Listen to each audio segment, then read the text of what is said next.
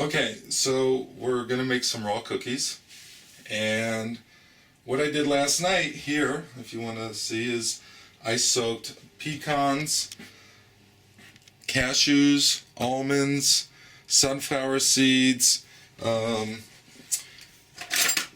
What else do we have in here? You can see these are all the sunflower seeds. Now you see the water is kind of gray and dark. This is actually the second soaking. This is after I soaked them overnight. In the morning I drained the water, and right now I'm about to use it. So what I like to do is, even though they kind of sprouted and came alive without any water today for maybe 6 hours, I like to do a second quick soaking and rinsing. And as you can see, the water is kind of dirty. So it's nice to be able to just do a quick soaking. And right now we're going to drain this, and then we're going to put it in the food processor and blend it up. We have some of the ingredients for the amazing raw cookies we're making right now. We've got the soaked and sprouted sunflower seeds, almonds, cashews, and there's pecans on the bottom. You can see some of the pecans. And here we have a combination of chia seeds with dates and goji berries soaked inside. And here we have mostly bananas with a few little pieces of apples in here. And we're going to put that in the food processor, and we'll make a couple different runs of it.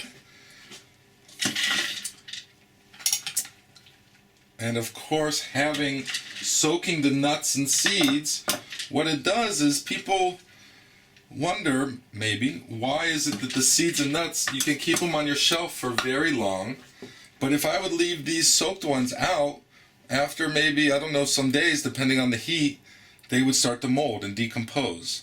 But it's actually, they're getting ready to grow. If they don't have something to grow, then they're eventually going to die. But this way, they're actually alive.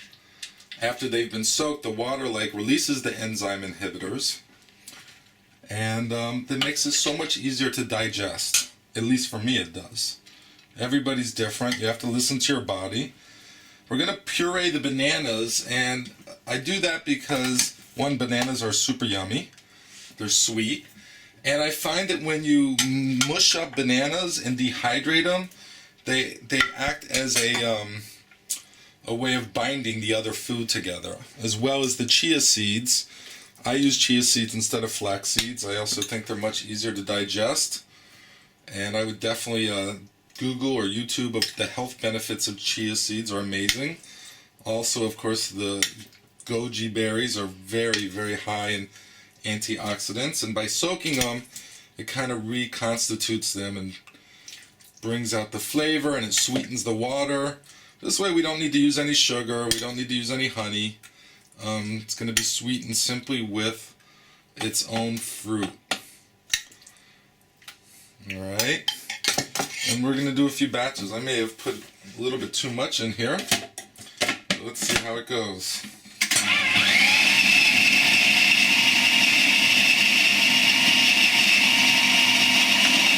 Okay, so this is what we just blended up, the nuts and the goji berries, and now we're going to add some other ingredients. This is by no means a recipe. I really actually am terrible at recipes. I usually just use what I find in the house. So you can do whatever you like.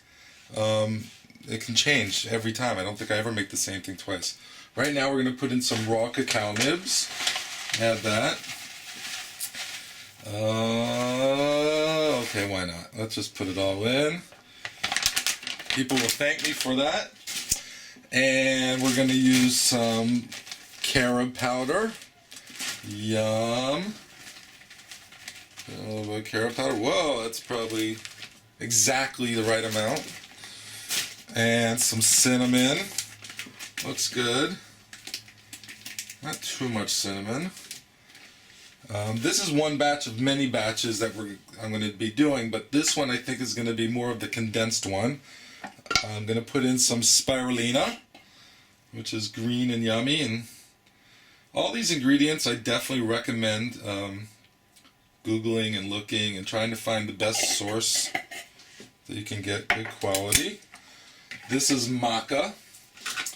right here. It's kind of a little bit hard. It's usually a powder, but it's still good. This is very good for hormone balance, especially for women. And I think it kind of also gives a little bit of a malty flavor. It's probably enough maca. And we're going to pour in some coconut oil, which is yummy for so many different reasons. I actually like it also just because it's kind of the oil that keeps the stuff from sticking to the dehydrator sheets. So we're going to put in a lot of that. And also coconut oil has incredible health benefits. And I think I have some regular shredded coconut we're going to add into this.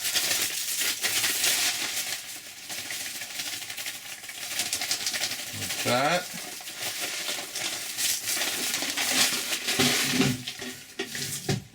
And there we go. Now we're going to blend that up. Okay, so we did the blend of all these ingredients here, which you saw. And now what we have is a tray with, if I can even remember everything that's in this, it's so amazing. We have bananas, we have apples, we have pears, we have dates, we have figs, we have persimmons, apples, and I think that's it. Those are all the ingredients, and we're going to mix this with this. And we're going to make probably 2 more batches of this. And then mix it all together. And we're going to make little cookies with it and put it in the dehydrator. Pretty simple. With any fruits, I happen to just sometimes go overboard and put every type of yummy fruit I can imagine. Okay. So we've mixed it in a little bit, and basically it's as simple as just taking it, of course washing your hands, and we're going to just make a little patty and stick it together like so, and we'll put it here for now. And now I only have to make a whole bunch more, and we'll put it in the dehydrator at 105 or about 40 Celsius. And we'll see what they look like after they come out.